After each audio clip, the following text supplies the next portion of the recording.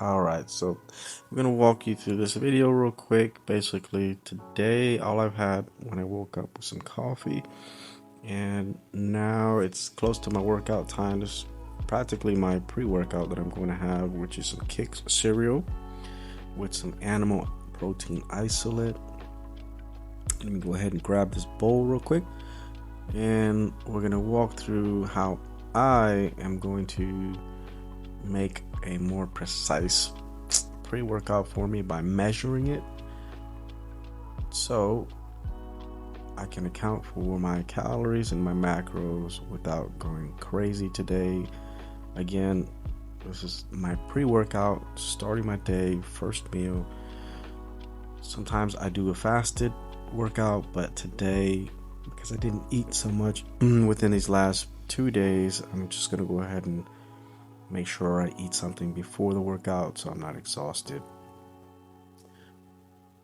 So as you can see, I've measured this in grams, nothing too crazy, about 30 or so grams.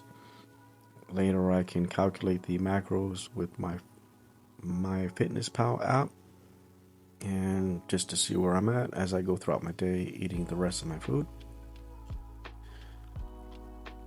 I'm gonna add about a scoop and a half of this Animal Whey, so I'll measure out the first scoop. I try and get these things as precise as possible, but no one's perfect, and I'm not about to take away or add to just to get to a certain number. But looking at the grams per scoop, and then just trying to do about a scoop and a half. This should get me about 25 grams, 35.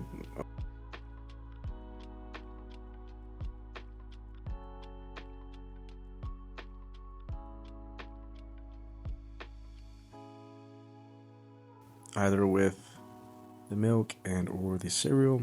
Very minimal, but again, getting more bang for my protein with this protein isolate right here. I generally do the protein isolate because it is better on my stomach. I don't like all that lactose. My body doesn't really tolerate it so well. So when you're trying to have reduced inflammation and reduce gas, let's just call it what it is, I always recommend the isolate whey. Quick digesting without the bloating. It's perfect. I'm gonna add this almond milk to it. I'll measure this out too. One serving is 240 milligrams, so I'll set it to milligrams. Generally, I try to get it somewhere close to that measurement, and then later I can use that number to calculate appropriately for my calories during the day.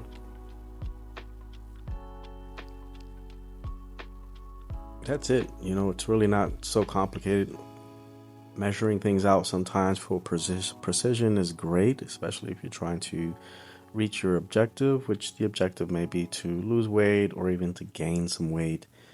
If you're not experienced with, measuring things out or understanding your total calorie intake for objectives, this is a great start to trying to create better habits. So for me, summertime's around the corner. I generally try and be a little bit more precise with my calories to reach my objective, which usually is dropping a few pounds. Um, Anywhere between 5 and 10 pounds generally, because I don't gain so much weight throughout the year, and I can quickly lose the 5 or 10 pounds by being a little bit more precise and accounting for my calories. Thanks for watching. I hope you enjoyed the clip. If you're looking for any additional information, if you got any questions, comments, or concerns, feel free to reach out. I'll try and respond with any comments. If you want something new or different for me to upload, let me know and I'll try to get that done.